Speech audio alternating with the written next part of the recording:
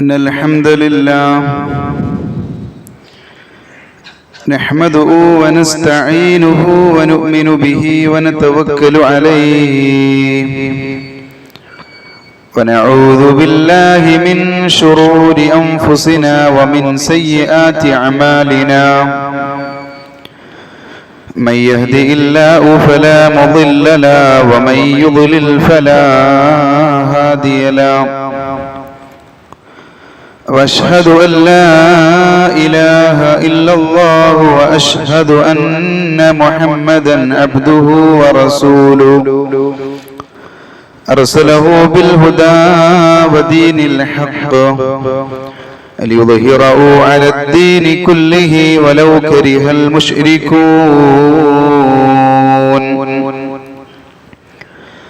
اللهم صل على محمد وعلى آل محمد كما صليت على إبراهيم وعلى آل إبراهيم اللهم بارك على محمد وعلى آل محمد كما باركت على إبراهيم وعلى آل إبراهيم إنك حميد مجيد أما بعد فإن خير الكلام كلام الله وخير الحديث كتاب الله وخير الهدي هدي محمد صلى الله عليه وسلم وشر الأمور محدثاتها وكل محدثة بدعة وكل بدعة ضلالة وكل ضلالة في النار. أعوذ بالله من الشيطان الرجيم. بسم الله الرحمن الرحيم. يا أيها الذين آمنوا اتقوا الله حق تقاته ولا تموتن إلا وأنتم مسلمون. يا أيها الناس اتقوا ربكم الذي خلقكم من نفس واحدة وخلق منها زوجها وبث منهما رجالا كثيرا ونساء واتقوا الله الذي تساءلون به والأرحام إن الله كان عليكم رقيبا. يا أيها الذين آمنوا اتقوا الله وقولوا قولا سديدا يصلح لكم أعمالكم ويغفر لكم ذنوبكم ومن يطع الله ورسوله فقد فاز فوزا عظيما. اتقوا الله عباد الله. ഏറെ സ്നേഹം നിറഞ്ഞ വിശ്വാസിനികളെ, സഹോദരി സഹോദരന്മാരെ, റഹ്മാനു റഹീമുമായ റബ്ബ് സുബ്ഹാനഹു വ തആലയുടെ കൽപ്പനകളും ആജ്ഞാനിർദ്ദേശങ്ങളും ജീവിതത്തിന്റെ നിഖില മേഖലകളിലും പരമാവധി സൂക്ഷിച്ചുകൊണ്ട് ജീവിക്കണേ എന്ന് ഓർമ്മപ്പെടുത്തുകയാണ്, വസിയ്യത്ത് ചെയ്യുകയാണ്. അല്ലാഹു സുബ്ഹാനഹു വ തആല നാം അനുഷ്ഠിക്കുന്ന സൽക്കർമ്മങ്ങളെല്ലാം നമ്മിൽ നിന്ന് ഖബൂൽ ചെയ്യുമാറാകട്ടെ. മരണസമയത്ത് കലിമത്തു തൗഹീദ് ലാ ഇലാഹ ഇല്ലല്ലാഹ് ഉച്ചരിച്ച് മരണപ്പെടുന്ന അല്ലാഹുവിന്റെ യഥാർത്ഥ അടിയാറുകളിൽ അല്ലാഹു നമ്മെ എല്ലാവരെയും ഉൾപ്പെടുത്തി അനുഗ്രഹിക്കുമാറാകട്ടെ. സഹോദരങ്ങളെ, ദുനിയാവിലെ നമ്മുടെ പല ആവശ്യങ്ങൾക്കുമുള്ള ഓട്ടത്തിനിടയിൽ നാം ചിന്തിക്കേണ്ട ചില യാഥാർത്ഥ്യങ്ങളുണ്ട്. ഇന്നോ നാളെയോ എന്റെ ശ്വാസം, ഹൃദയമിടിപ്പ് നിലച്ചു പോകുന്ന, നമ്മുടെ കുടുംബക്കാരും വീട്ടുകാരും സ്വന്തക്കാരും നാട്ടുകാരുമെല്ലാം മയ്യത്ത് എന്ന നാമം നമ്മിൽ ചേർത്തുന്ന ഒരു ദിവസത്തെ കുറിച്ച് നമ്മൾ ചിന്തിച്ചിട്ടുണ്ടോ? ഇന്നെനിക്ക് കൂട്ടിനുള്ള ഭാര്യയും മക്കളും മാതാപിതാക്കളും ബന്ധുമിത്രാദികളും കൂട്ടിനില്ലാത്ത ഒരു രംഗം ഞാൻ അഭിമുഖീകരിക്കേണ്ടവനാണെന്ന ചിന്ത നമ്മിലുണ്ടാകാറുണ്ടോ? നമ്മളൊക്കെ ഏറെ സ്നേഹിക്കുന്ന, തന്റെ ആശ്വാസമായ എല്ലാമായ സമ്പത്തും കച്ചവടവും ബിസിനസ്സും എല്ലാം വിട്ടേച്ചുകൊണ്ട് പോകേണ്ട ഒരു ദിവസത്തെ കുറിച്ച് നമ്മൾ എപ്പോഴെങ്കിലും ചിന്തിക്കാറുണ്ടോ? ആഡംബര വീട്ടിലെ സുഖസൗകര്യങ്ങളെല്ലാം അവസാനിപ്പിച്ച് 6 അടി മണ്ണിലേക്ക് ഈ നിമിഷം മരണപ്പെട്ടാൽ വരെ തിരിച്ചു പോകേണ്ടവരാണ് എന്ന ചിന്ത നമ്മുടെ മനസ്സിലേക്ക് വരാറുണ്ടോ? ഈ ചിന്തയോട് കൂടിയിട്ടാണോ സഹോദരങ്ങളെ നമ്മൾ ജീവിക്കുന്നത്? ഈ ചിന്തയോട് കൂടിയിട്ടാണോ നമ്മൾ അമല് ചെയ്യുന്നത്?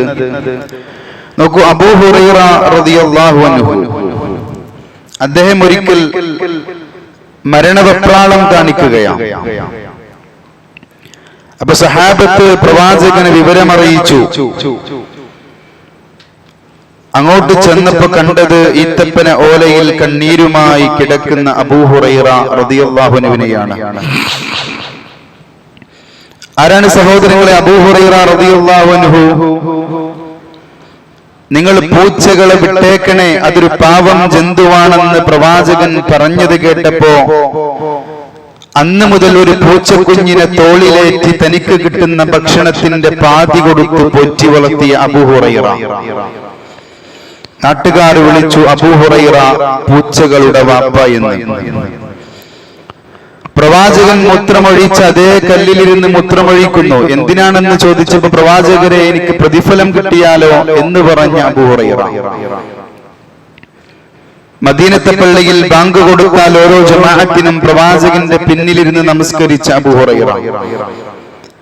പ്രവാചകന്റെ യാത്രകളിൽ പ്രവാചകന്റെ കൂടെയുണ്ടായിരുന്നു. ഒരുപാട് ഹദീസുകൾ റിപ്പോർട്ട് ചെയ്യപ്പെട്ട സ്വഹാബി. അങ്ങനെ അദ്ദേഹം മരണവെപ്രാളം കൊണ്ട് കരഞ്ഞപ്പോ അദ്ദേഹത്തോട് സ്വഹാബത്ത് ചോദിക്കുന്നുണ്ട്, മരിക്കാൻ പേടിയാണോ? അപ്പൊ അദ്ദേഹം പുഞ്ചിരിയോടെ പറയുന്ന ചില വർത്തമാനങ്ങളുണ്ട്. എന്താണെന്നറിയോ? ആ സമയത്ത് അദ്ദേഹം പറയാണ്, അസ്സഫറു തവീൽ, ഞാനൊരു യാത്രക്കൊരുങ്ങുകയാണ്.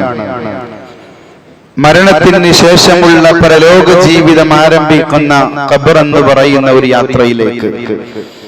പക്ഷേ വസ്സാദു ഖലീൽ, എന്റെ കയ്യിൽ ഭക്ഷണം കുറവാണ്, അമല് കുറവാണ്. എന്റെ ഖബറിനെ വെളുപ്പിക്കാൻ, വിശാലമാക്കാൻ, ആ ഖബറിൽ സമാധാനം ലഭിക്കാൻ വസ്സാദു ഖലീൽ, എനിക്ക് അമല് കുറവാണ്. പക്ഷേ വൽ മൗതു ഖരീബ്, മരണം എന്നെ കൊണ്ടുപോകാൻ തയ്യാറായി വന്നിട്ടുണ്ട്. ആ ഒരു രംഗം ഇങ്ങനെ ആലോചിച്ചുകൊണ്ട് അബൂ ഹുറൈറ റളിയല്ലാഹു അൻഹു കരയാം. ആ ഖബറിലേക്ക് പോകാൻ നിൽക്കുന്ന സമയത്ത് തൊട്ട് മുമ്പ് മരണവെപ്രാളം കൊള്ളുന്ന സമയത്ത് ഇങ്ങനെ അദ്ദേഹം പറയുന്ന ചില കാര്യങ്ങളാണ്. ഇത് ഞാൻ പറയാനുള്ള ഒരു കാരണം സഹോദരങ്ങളെ, ഇന്നോ നാളെയോ ഞാനും നിങ്ങളും മരണപ്പെട്ടാൽ കുരാകൂരിരുട്ടായ ഖബറിൽ നമുക്ക് ആശ്വാസം ലഭിക്കാൻ, സമാധാനം ലഭിക്കാൻ, തണുപ്പ് ലഭിക്കാൻ, രക്ഷ ലഭിക്കാൻ എന്തൊരു മുന്നൊരുക്കമാണ് നമ്മൾ തയ്യാറാക്കി വെച്ചിട്ടുള്ളത്. ഉസ്മാൻ ഇബ്നു അഫ്ഫാൻ റളിയല്ലാഹു അൻഹു ഒരിക്കൽ ഇങ്ങനെ ഖബർ കണ്ടപ്പോൾ കരയുകയാണ്. സഹാബത്ത് റളിയല്ലാഹു അൻഹും അദ്ദേഹത്തോട് ചോദിക്കുന്നുണ്ട്, മാദാ യുബ്കീക്, എന്തിനാണ് താങ്കൾ കരയുന്നത്? അപ്പൊ അദ്ദേഹം അവരോട് പറയുന്നുണ്ട്, അൽ ഖബറു അവ്വലു മൻസിലിൻ മിൻ മനാസിലിൽ ആഖിറ, പരലോക ഭവനങ്ങളിലെ ആദ്യ ഭവനമാണ് ഖബർ എന്ന് പറയുന്നത്. ഫമൻ നജാ മിൻഹു ഫമാ ബഅദഹു ഐസറു മിൻഹു, ആ ഖബറിൽ ആരെങ്കിലും രക്ഷപ്പെട്ടാൽ അതിനുശേഷമുള്ള ഓരോ സ്റ്റെപ്പുകളും കടമ്പകളും അവന് എളുപ്പമുള്ളതായി തീരും. ഫമൻ ലം യൻജ മിൻഹു, അവിടെ ആര് പരാജയപ്പെട്ടുവോ ഫമാ ബഅദഹു അശദ്ദു മിൻഹു, അതിനുശേഷം അവൻ അഭിമുഖീകരിക്കുന്ന ഓരോ ഘട്ടവും അവന് പ്രയാസമുള്ളതായിരിക്കും. ആ ഖബർ ഇങ്ങനെ കണ്ടപ്പോ തന്റെ താടിരോമം നനൈമാറിങ്ങനെ കരഞ്ഞുപോയി ഉസ്മാൻ ഇബ്നു അഫ്ഫാൻ റളിയല്ലാഹു അൻഹു. എന്തുകൊണ്ടാണ് അദ്ദേഹം കരഞ്ഞത്? പ്രവാചകൻ സല്ലല്ലാഹു അലൈഹി വസല്ലമ പഠിപ്പിച്ച ചില കാര്യങ്ങൾ ഓർത്തു. എന്താണ് അല്ലാഹുവിന്റെ ഹബീബ് നമുക്ക് പഠിപ്പിച്ചു തരുന്നത്? ഈ ലോകത്ത് രണ്ട് വിഭാഗം ആളുകളുണ്ട്, സത്യവിശ്വാസികളും സത്യനിഷേധികളും. എന്നാൽ ഈ രണ്ട് വിഭാഗങ്ങളും മരണപ്പെട്ടാൽ, ഈ നിമിഷം മരണപ്പെട്ടു കഴിഞ്ഞാൽ അവർ ഖബറിൽ അനുഭവിക്കുന്ന പ്രയാസങ്ങളെ കുറിച്ച്, അതുപോലെ തന്നെ സത്യവിശ്വാസികൾ അനുഭവിക്കുന്ന സുഖസൗകര്യങ്ങളെ കുറിച്ച് അല്ലാഹുവിന്റെ ഹബീബ് സല്ലല്ലാഹു അലൈഹി വസല്ലമ പറഞ്ഞത് അവര് കേട്ട ആളുകളാണ് സഹാബത്ത്. അബൂ ഹുറൈറ കരയുന്നു, ഉസ്മാൻ ഇബ്നു അഫ്ഫാൻ കരയുന്നു, മറ്റുള്ള സഹാബികളൊക്കെ കരഞ്ഞ ചരിത്രം ഹദീസിൽ രേഖപ്പെടുത്തിയിട്ടുണ്ട്. ഇനി നമ്മൾ മനസ്സിലാക്കേണ്ടത്, നമ്മൾ സത്യവിശ്വാസിയായിട്ടാണ് മരണപ്പെടുന്നതെങ്കിൽ, അതല്ല ഒരാൾ സത്യനിഷേധിയായിട്ടാണ് മരണപ്പെടുന്നുവെങ്കിൽ, നാളെ അവന് ഖബറിൽ ലഭിക്കാൻ പോകുന്ന ചില കാര്യങ്ങളെ കുറിച്ച് നമ്മൾ അറിയേണ്ടതുണ്ട്.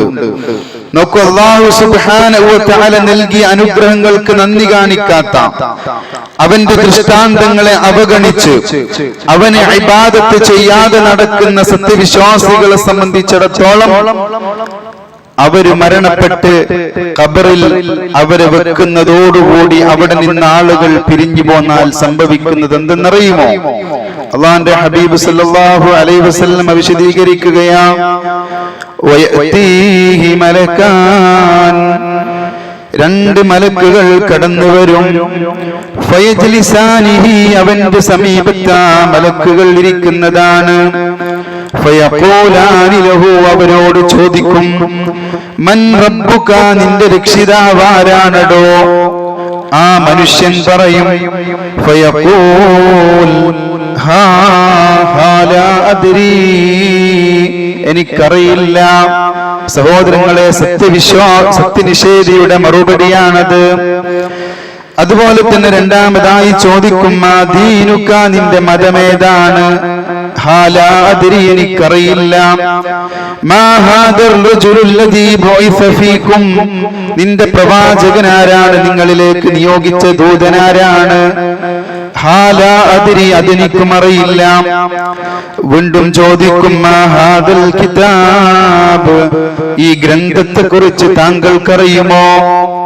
ആ സമയത്തും സത്യനിഷേധി പറയുന്ന മറുപടി അതേപോലെയായിരിക്കും, എനിക്കറിയില്ല. 4 ചോദ്യങ്ങൾ. അതാണ് ഉസ്മാൻ ഇബ്നു അഫ്ഫാൻ പറഞ്ഞത്, ഫമൻ നജാ മിൻ ഫമാ ബഅദഹു ഐസർ. ആ 4 ചോദ്യത്തിന് കൃത്യമായി മറുപടി പറഞ്ഞാൽ അവൻ വിജയിക്കും, അല്ലാത്തവനോ പരാജയപ്പെടും. സത്യനിഷേധി മറുപടി പറയില്ല. ഫയൗമ യുനാദി മിൻ മുനാദിൻ മിനസ് സമാ,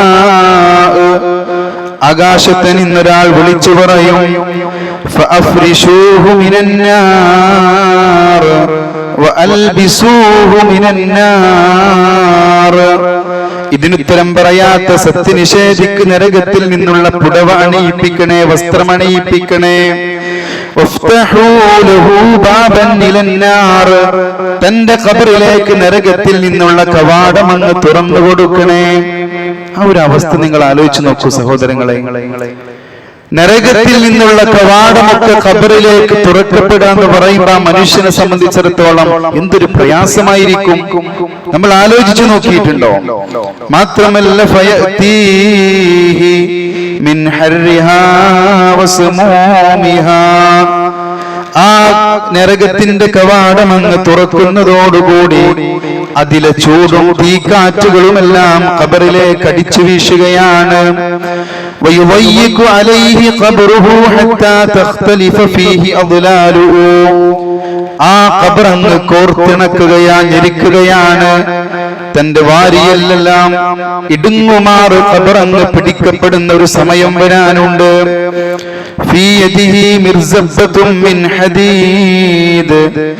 ചോദ്യം ചോദിക്കുന്ന മലായിക്കത്തുകളുടെ കയ്യിൽ ഒരു ഇരുമ്പിന്റെ ദണ്ടുണ്ടാകും. ആ ദണ്ട് കൊണ്ട് പർവ്വതത്തിലടിച്ചാൽ പർവ്വതം വരെ മണ്ണായി പോകുമാറ് ശക്തിയുള്ള കാഠിന്യമുള്ള ഇരുമ്പിന്റെ ദണ്ടാണത്.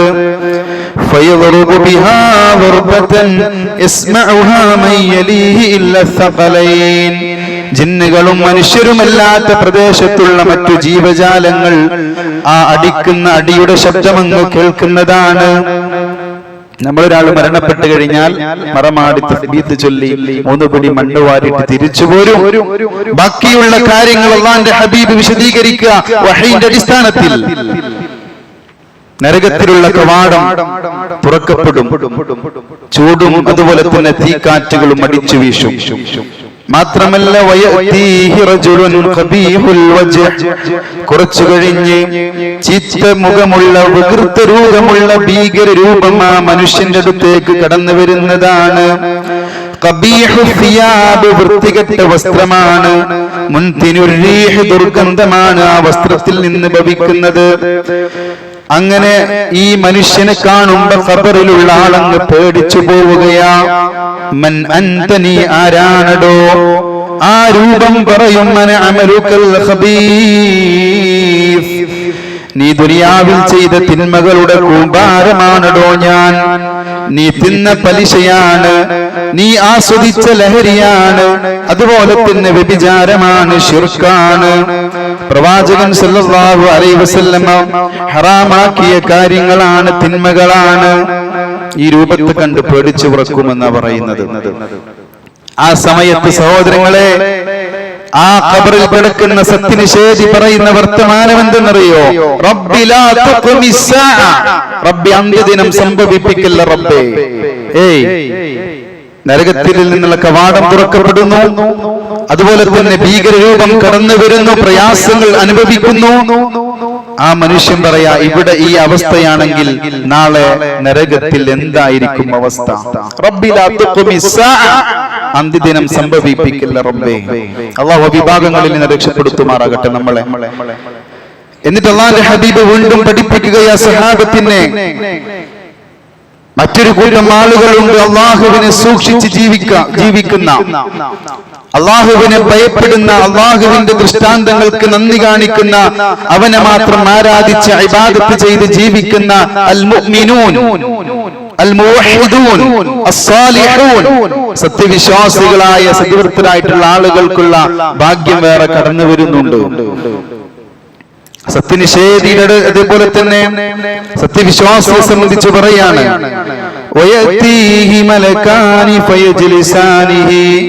അവന്റെ സമീപത്തിരുന്ന പോലെ സത്യവിശ്വാസിയുടെ അടുക്കലേക്കും മലക്ക് കടന്നു വരികയാ. മൻ റബ്ബുക, അതേ ചോദ്യമങ്ങ് ആവർത്തിക്കുമ്പോ സത്യവിശ്വാസി പറയും റബ്ബി അല്ലാഹ്, അല്ലാഹു എന്റെ റബ്ബാണ്. മാ ദീനുക, നിന്റെ മതമേതാണ്? ദീനിയൽ ഇസ്ലാം, എന്റെ മതം ഇസ്ലാമാണ്. മൻ നബിയുക, നിന്റെ പ്രവാചകൻ ആരാണ്? എന്റെ പ്രവാചകൻ മുഹമ്മദാണ്.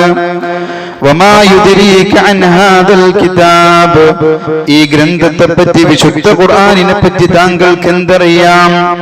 അപ്പൊ അദ്ദേഹം പറയും ഖറഅതു കിതാബല്ലാഹ്, അല്ലാഹുവിന്റെ ഗ്രന്ഥം ഞാൻ പാരായണം ചെയ്തിട്ടുണ്ട്. ഫആമൻതു ബിഹി, ഞാൻ അതിൽ വിശ്വസിച്ചിട്ടുണ്ട്. വസദ്ദഖ്തു, ഞാൻ സത്യപ്പെടുത്തിയിട്ടുണ്ട്. ഈ 4 കാര്യങ്ങൾ അദ്ദേഹം കൃത്യമായി മറുപടി കൊടുക്കുക.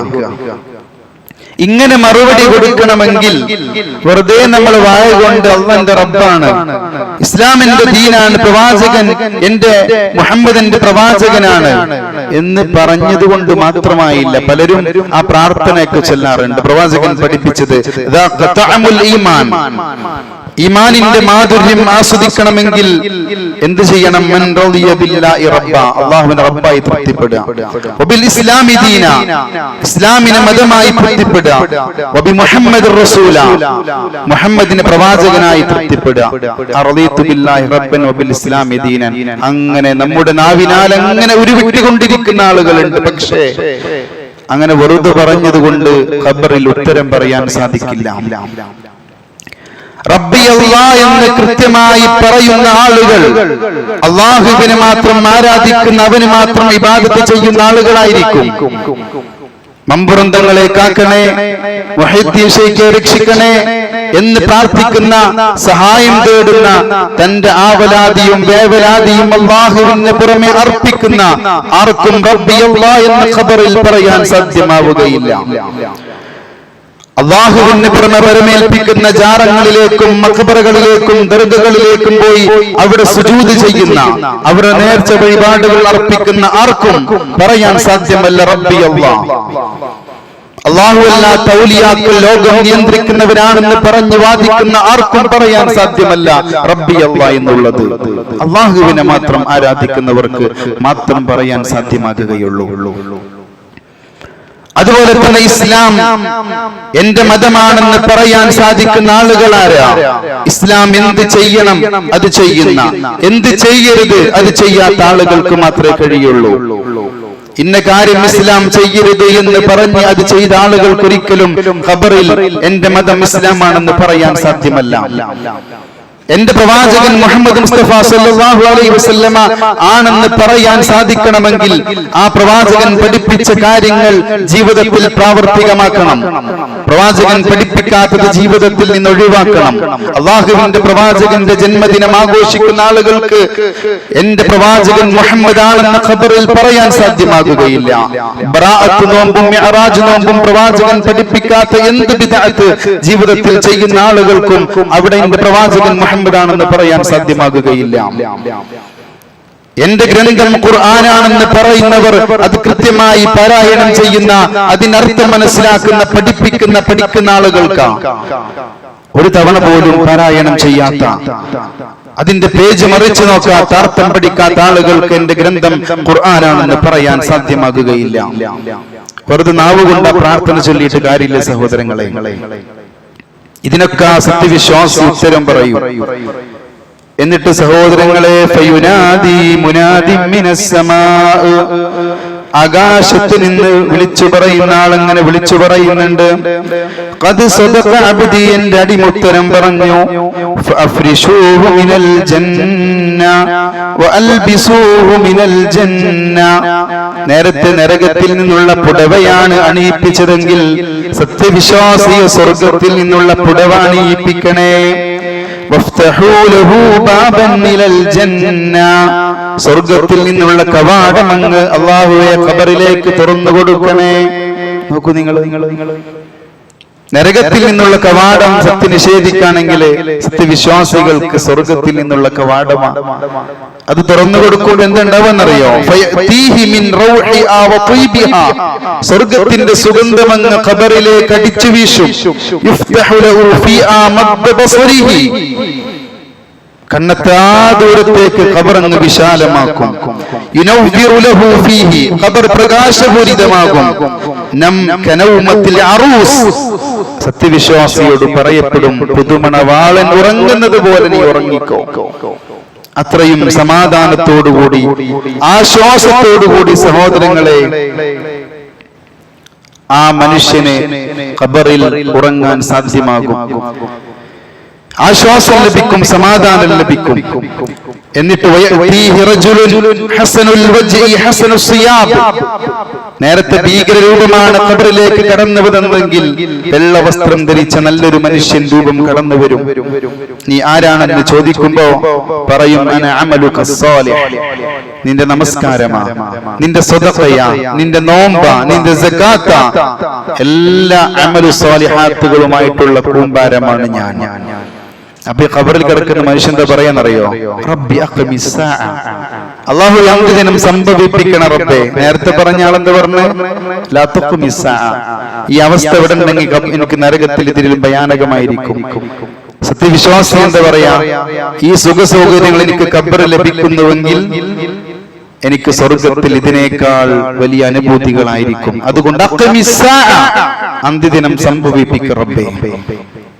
സഹോദരങ്ങളെ, ഒരു സഹാബിയുടെ ചരിത്രം നമ്മൾ മനസ്സിലാക്കണം. സഅദ് ബിൻ മുആദ് പ്രവാചകൻ ആദ്യമായി മദീനയിലേക്ക് ദഅവത്തിന് മിസ്അബ് റളിയല്ലാഹു അൻഹു അയക്കുക. ആ മിസ്അബിനെ കൊല്ലാൻ മദീനയിലെ ശത്രുക്കൾ തീരുമാനിച്ചത് സഅദ് ബിൻ മുആദ് എന്ന ചെറുപ്പക്കാരനെ കൊണ്ടാണ്. വിഷം പുരട്ടിയ കടാരയുമായി മിസ്അബിനെ കാത്ത് സഅദ് മദീനയിൽ ഇങ്ങനെ കാത്തിരിക്കുക. മിസ്അബ് വന്നു, ഖുർആനിന്റെ ആയാത്തുകൾ ഓതി, ആ സമൂഹത്തെ ദീനിലേക്ക് ദഅവത്ത് ചെയ്തു, പ്രബോധനം ആരംഭിച്ചു, ലാ ഇലാഹ ഇല്ലല്ലാഹ് പഠിപ്പിച്ചു കൊടുത്തു. അപ്പൊ കൊല്ലാൻ നിന്ന സഅദ് ഇതിങ്ങനെ കേൾക്കുക. ഒരു ദിവസം കഴിഞ്ഞു, 2 ദിവസം കഴിഞ്ഞു, 3-ാമത്തെ ദിവസം സഅദ് റളിയല്ലാഹു അൻഹു, അന്ന് ഇസ്ലാമിലേക്ക് വന്നിട്ടില്ല, സഅദ് മിസ്അബിന്റെ അടുക്കൽ വന്നു. ഇസ്ലാം ഇത്ര സുന്ദരമാണെങ്കിൽ എനിക്ക് ഇസ്ലാം സ്വീകരിക്കണം. ഇസ്ലാം സ്വീകരിച്ചു. പ്രവാചകന്റെ അടുക്കൽ പോയി. അദ്ദേഹം 30-ാമത്തെ വയസ്സിലാണ് ഇസ്ലാം സ്വീകരിക്കുന്നത്. പക്ഷെ 35-ാമത്തെ വയസ്സിൽ അദ്ദേഹം മരണപ്പെട്ടു. ആ 5 വർഷം രോമാഞ്ചം കൊള്ളുന്ന ചരിത്രമാണ് സഅദിനെ പറ്റി ഹദീസുകളിൽ കാണാൻ സാധിക്കുക. ബദ്ർ യുദ്ധ സമയത്ത് അൻസാരികളുടെ നേതാവായി സഅദിനെ പ്രവാചകൻ നിശ്ചയിച്ചു. 1000 ശത്രുക്കളെ കണ്ടപ്പോൾ പ്രവാചകൻ മുശാവറ നടത്തി, യുദ്ധം വേണം, പോകണോ? സഅദ് പറഞ്ഞു, നബിയെ, സഅദിന്റെ കഴുത്തിന് മുകളിൽ തല ഉണ്ടായിരിക്കുക, തല കാണാതിരിക്കുകയും അതുപോലെ തന്നെ എന്റെ മയ്യത്തിൽ നിന്ന് കഴുകന്മാർ മാംസം കൊത്തിവലിക്കുന്നത് ഉറപ്പാക്കുകയും ചെയ്താൽ മാത്രമേ നിങ്ങൾ പിരിഞ്ഞു പോകാൻ പറ്റുകയുള്ളൂ. അങ്ങനെ യുദ്ധം വേണമെന്ന് സപ്പോർട്ട് ചെയ്തു പറഞ്ഞ സഅദ് ബിൻ മുആദ് റളിയല്ലാഹു അൻഹു 35-ാമത്തെ വയസ്സിൽ മറ്റൊരു യുദ്ധത്തിൽ അദ്ദേഹം വെട്ടുകൊണ്ട് മരണപ്പെടുകയാണ്. ആ സഅദിനെ മടിയിൽ കിടത്തി ചുറ്റും കണ്ണീരോടെ നിൽക്കുന്ന സഹാബത്തിനോട് റസൂൽ സല്ലല്ലാഹു അലൈഹി വസല്ലം പറയുന്നുണ്ട്, സഅദിന്റെ മരണവാർത്ത കേട്ട് സിംഹാസനം പ്രകമ്പനം കൊണ്ടു. മറ്റൊരു സഹാബിയെ കുറിച്ച് പ്രവാചകൻ പറഞ്ഞിട്ടില്ല കേട്ടോ, ശ്രദ്ധിക്കണം. സഅദിനെ കുറിച്ച് പറയാം. മാത്രമല്ല പ്രവാചകൻ ആകാശത്തേക്ക് നോക്കി പുഞ്ചിരിച്ചു. സഅദ് മരിച്ച് മടിയിൽ കിടക്കുക. എന്തിനാ താങ്കൾ ചിരിക്കുന്നത്? സഹാബത്ത് ചോദിച്ചു. അപ്പൊ പ്രവാചകൻ പറഞ്ഞു കൊടുക്കുന്നുണ്ട്, ഏതൊരാളും മരണപ്പെട്ടാൽ ഖബറിലേക്ക് പോകും, ആനയിക്കാൻ മലായിക്കത്തുകൾ ഉണ്ടാവും. മലായിക്കത്തിന്റെ എണ്ണം അവരുടെ കർമ്മങ്ങളുടെ തോതനുസരിച്ച. സഅദ് ബിൻ മുആദ് റളിയല്ലാഹു അൻഹുവിനെ അനുഗമിക്കാൻ 70,000 മലക്കുകൾ കൂടെയുണ്ട്. സുബ്ഹാനല്ലാഹ്. എന്നിട്ട് ആ സഅദിനെ കുറിച്ച് പ്രവാചകൻ പറഞ്ഞ ഒറ്റ ഒരു വാക്കുകൂടെ പറഞ്ഞ് ആ വിഷയം അവസാനിപ്പിക്കാം. എന്താ പറഞ്ഞതെന്നറിയോ? ലിന്നലിൽ ഖബരി ലഖ്തതൻ, ഖബറിന് ഒരു ഞെരുക്കമുണ്ട്, പിടുത്തമുണ്ട്.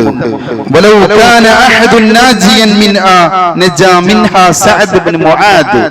ആ ഖബറിന്റെ ഞെരുക്കത്തിൽ നിന്ന്, പിടുത്തത്തിൽ നിന്ന് രക്ഷപ്പെടുമായിരുന്നുവെങ്കിൽ സഅദ് ബിൻ മുആദ് രക്ഷപ്പെടുമായിരുന്നു. നമുക്കൊക്കെ പിടുത്തം വരാനുണ്ട്, ഞെരുക്കം വരാനുണ്ട്.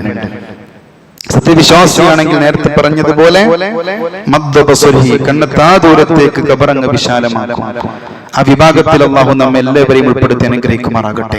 അള്ളാഹുവിനെ സൂക്ഷിച്ചു ഭയപ്പെടുന്ന, അവനെ മാത്രം ആരാധിക്കുന്ന, അവന്റെ പ്രവാചകൻ പറഞ്ഞ കാര്യങ്ങൾ കൃത്യമായ ജീവിതത്തിൽ പകർത്തുന്ന, അതുപോലെ തന്നെ ഇസ്ലാം എന്ത് പറഞ്ഞോ അത് മാത്രം ഫോളോ ചെയ്യുന്ന, അതുപോലെ തന്നെ ഖുർആൻ പഠിക്കുന്ന, പഠിപ്പിക്കുന്ന, അതിന്റെ ആശയം മനസ്സിലാക്കുന്ന ആളുകൾക്ക് മാത്രമേ ഖബറിൽ രക്ഷപ്പെടാൻ സാധ്യമാകുകയുള്ളൂ. അത്തരം മുവഹ്ഹിദീങ്ങളിൽ അള്ളാഹു നമ്മെ എല്ലാവരെയും ഉൾപ്പെടുത്തി അനുഗ്രഹിക്കുമാറാകട്ടെ.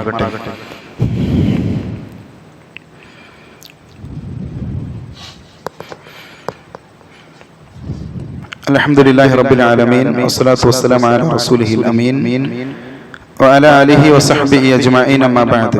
ഒരിക്കൽ കൂടി റബ്ബിനെ സൂക്ഷിച്ചുകൊണ്ട് ജീവിക്കണേ എന്ന് ഓർമ്മപ്പെടുത്തുകയാണ്, വസിയത്ത് ചെയ്യുകയാണ്. സത്യവിശ്വാസിയുടെയും സത്യനിഷേധിയുടെയും ഖബറിലെ അവസ്ഥയെക്കുറിച്ചാണ് നമ്മൾ മനസ്സിലാക്കിയത്.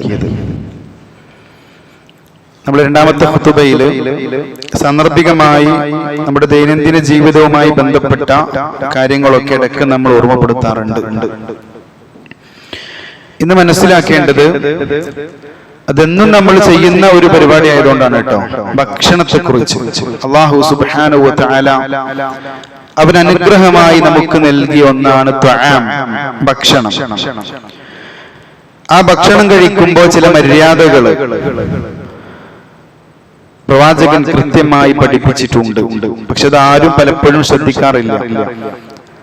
അതിലൊന്ന്, ആ അനുഗ്രഹം നമ്മുടെ മുന്നിൽ കിട്ടുമ്പോ ആർത്തിയോടുകൂടി അത് തിന്നുന്നതിന് മുമ്പ് നമ്മൾ ബിസ്മില്ലാഹിർ റഹ്മാനിർ റഹീം അത് നമ്മൾ നിർബന്ധമായിട്ടും ചൊല്ലുക. അത് മറന്നുപോയാൽ ബിസ്മില്ലാഹി അവ്വലു വആഖിറു, പ്രവാചകൻ മറ്റൊരു പ്രാർത്ഥന പഠിപ്പിച്ചിട്ടുണ്ട്. അതൊക്കെ നമുക്ക് അറിയുന്നതാണ്, പക്ഷെ മറന്നു പോകാറുണ്ട്, പിശാചി നമ്മെ മറപ്പിക്കുന്നതാണ്. അതിന് കൂടെ മനസ്സിലാക്കേണ്ടത് വലത് കൈ കൊണ്ട് നമ്മൾ എന്ത് ചെയ്യാം, ഭക്ഷണം കഴിക്കുക. നമ്മൾ സാധാരണ വെള്ളം കുടിക്കുമ്പോഴാണ് ഭക്ഷണം സാധാരണ എല്ലാവരും വലത് കൈ കൊണ്ട് തന്നെ കഴിക്കാറുള്ളത്. എന്തെങ്കിലും പ്രശ്നങ്ങളോ പ്രയാസങ്ങളോ ഒക്കെ ഉണ്ടെങ്കിൽ ഇടത് കൈയിട്ട് നമ്മൾ ഭക്ഷണം കഴിക്കും. പക്ഷെ വെള്ളം കുടിക്കുന്ന സന്ദർഭത്തിൽ ആ ഒരു സുന്നത്ത് പലപ്പോഴും ആളുകൾ തെറ്റിക്കാറുണ്ട്. ഇടത് കൈ കൊണ്ട് വെള്ളം കുടിക്കും. അവര് പറയും ഗ്ലാസിന്റെ പുറത്ത് ഭക്ഷണ സാധനങ്ങളാകും, നമ്മൾ കഴിക്കുന്ന പ്ലേറ്റിന്റെ ഉള്ളിലാകുന്നില്ലേ, പിന്നെ ഇടത് കൈയിട്ട് കുടിക്കും, വലത് കൈ കൊണ്ട് സപ്പോർട്ട് ചെയ്യും. അങ്ങനെയല്ല, നമ്മൾ വലത് കൈ കൊണ്ട് പൂർണ്ണമായിട്ട് നമ്മൾ വെള്ളം കുടിക്കുക. ഒരാൾ ഭക്ഷണം കഴിച്ചപ്പോ നമുക്കറിയാം ഹദീസ്, പ്രവാചകൻ പറഞ്ഞു വകുൽ ബിയമീനിക്, വലത് കൈ കൊണ്ട് നീ ഭക്ഷണം കഴിക്കണം. എനിക്ക് കഴിയൂല, സാധിക്കൂല എന്ന് പ്രവാചകനോട് അഹങ്കരിച്ചു പറഞ്ഞു. എന്നാ കൈ പൊന്താതിരിക്കട്ടെ, ആ കൈ പിന്നെ അദ്ദേഹത്തിന് പൊക്കാൻ സാധിച്ചിട്ടില്ല. അത്രയും ഗൗരവമുള്ള വിഷയമാണ്. അതുപോലെ തന്നെ നമ്മൾ വെള്ളമൊക്കെ കുടിക്കുമ്പോൾ ഇരുന്ന് കുടിക്കാൻ വേണ്ടി ശ്രമിക്കുക. എന്ന് കുടിക്കുന്നത് തെറ്റായി പഠിപ്പിക്കപ്പെട്ടിട്ടില്ല, പക്ഷെ നമ്മൾ ഇരുന്ന് കുടിക്കുന്നതാണ് ഏറ്റവും അഫ്ദൽ. പിന്നെ നമ്മൾ വെള്ളം കിട്ടിക്കഴിഞ്ഞാൽ അത് ഒറ്റ മുറുക്കിൽ തന്നെ കുടിക്കാൻ പാടില്ല. 1, 2, 3 മുറുക്കായി സാവധാനമാണ് നമ്മൾ വെള്ളം കുടിക്കേണ്ടത്. അപ്പൊ നമ്മൾ വലത് കൈ കൊണ്ട് ഭക്ഷണം കഴിക്കാൻ നമ്മൾ ശ്രമിക്കണം. ആരും ഇടത് കൈ കൊണ്ട് ഭക്ഷണം കഴിക്കരുത്. വളരെ ഗൗരവത്തോടു കൂടി അല്ലാഹുവിന്റെ ഹബീബ് സല്ലല്ലാഹു അലൈഹി വസല്ലമ പഠിപ്പിച്ച കാര്യമാണ്. അതുപോലെ തന്നെ മറ്റൊരു ഹദീസ്, സുലുസുൽ ത്വആം, നമ്മുടെ വയറിന്റെ 1/3 ഒരു ഭാഗം നമ്മൾ ഭക്ഷണത്തിന് വേണ്ടി മാറ്റിവെക്കുക. വസുലുസുൽ ലിശ്റുബ്, ഒരു ഭാഗം നമ്മൾ വെള്ളത്തിന് വേണ്ടി മാറ്റിവെക്കുക. അതുപോലെ തന്നെ സുലുസുൽ ലിനഫ്സിഹി, ഒരു ഭാഗം കാലിയാക്കിയിട്ട് ഒഴിച്ചിടാനാണ് അല്ലാഹുവിന്റെ ഹബീബ് പഠിപ്പിച്ചത്. പക്ഷെ നമ്മൾ പലപ്പോഴും 3 ഭാഗവും ഭക്ഷണം കയറ്റുന്ന ഒരവസ്ഥയാണ്, അല്ലെ 3 ഭാഗവും വെള്ളം കയറ്റുന്ന ഒരവസ്ഥയാണ്. അത് നമ്മുടെ ശരീരത്തിന് പ്രയാസമുണ്ടാക്കും, പ്രശ്നങ്ങൾ ഉണ്ടാക്കും, രോഗങ്ങൾ ഉണ്ടാക്കും എന്നതുകൊണ്ടാണ് അള്ളാഹുവിന്റെ ഹബീബ് കൃത്യമായി നമ്മെ പഠിപ്പിച്ചത്. അത് ആ രൂപത്തിൽ നമ്മൾ ഇൻഷാ അല്ലാഹ് ചെയ്യുക. അതുപോലെ തന്നെ മറ്റൊരു ഹദീസ്, മാ ആബൻ നബിയ്യു സല്ലല്ലാഹു അലൈഹി വസല്ലം തആമൻ ഖദ്ദു, ഒരിക്കലും പ്രവാചകൻ ഭക്ഷണത്തെ കുറ്റം പറഞ്ഞിട്ടില്ല. പ്രവാചകൻ എന്ത് ചെയ്യാന്നറിയോ, ഇനിസ്തതാഹു അകലഹു വഇൻ കരിഹു തറകഹു, ഇഷ്ടപ്പെട്ടാൽ കഴിക്കും, ഇല്ലെങ്കിൽ അത് ഒഴിവാക്കും. ഇപ്പൊ നമ്മളെ സ്ത്രീകളൊക്കെ പ്രത്യേകിച്ച് ഒരുപാട് പ്രയാസപ്പെട്ട് ഉണ്ടാക്കുന്ന ഭക്ഷണങ്ങളായിരിക്കും. അവരൊരു പക്ഷേ മനസ്സിൽ ആഗ്രഹിച്ചിട്ടുണ്ടാകും, ഈ ഭക്ഷണത്തെ പറ്റി എന്റെ ഭർത്താവ്, എന്റെ മകൻ, എന്റെ ബാപ്പ നല്ലൊരു അഭിപ്രായം പറയണേ. അത്രയും പ്രയാസപ്പെട്ടുകൊണ്ട് അടുക്കളയിൽ നിന്ന് ചൂടുമൊക്കെ സഹിച്ചവര് ഭക്ഷണം ഉണ്ടാക്കി, നമ്മളോ ആ വിശന്ന് നേരെ ഭക്ഷണം കഴിക്കാൻ പോയി കഴിഞ്ഞാല് ആ പ്രയാസങ്ങളൊന്നും നമ്മൾ മനസ്സിലാക്കാതെ എന്തെങ്കിലും കുറ്റോ കുറവോ ഒക്കെ നമ്മൾ പറയും. അതിന് ഉപ്പ് കൂടുതലാ, ഉപ്പ് കുറവാ, എരിവ് കൂടുതലാ, എരിവ് കുറവാ, അങ്ങനെയുള്ള കുറ്റങ്ങൾ പറയുമ്പോൾ പക്ഷെ അവരുടെ മനസ്സ് വേദനിക്കും. അതിന്റെ പ്രയാസം നമുക്ക് മനസ്സിലാകണമെങ്കിൽ ഒരു ദിവസം നമ്മൾ അടുക്കളയിൽ കയറണം. അറിവ് ശരിയാണെങ്കിൽ നമുക്ക് കളവ് പറയാൻ അനുവദനീയമുള്ള ഒരു രംഗമത. അവരെന്തെങ്കിലും ഭക്ഷണം ഉണ്ടാക്കിയിട്ട് ശരിയായിട്ടില്ലെങ്കിൽ ശരിയായിട്ടോ എന്ന് നമുക്ക് കളവ് പറയുന്നതിലും കുഴപ്പമില്ല. പ്രവാചകൻ സല്ലല്ലാഹു അലൈഹി വസല്ലമയുടെ സുന്നത്ത് മാ ആബൻ നബി സല്ലല്ലാഹു അലൈഹി വസല്ലം, ഒരിക്കലും ഭക്ഷണത്തിന്റെ ന്യൂനത പറയില്ല. ചില ആളുകൾ കല്യാണത്തിനാണെങ്കിലും സൽക്കാരങ്ങളിലാണെങ്കിലും പരിപാടികളാണെങ്കിലും കുടുംബ സദസ്സിലൊക്കെ ആണെങ്കിൽ ഭക്ഷണം കഴിക്കുമ്പോൾ അതുപോലെ ഇതുപോലെ വളരെ തെറ്റായിട്ട് പ്രവാചകൻ പഠിപ്പിച്ച ഒരു സംഗതിയാണത്.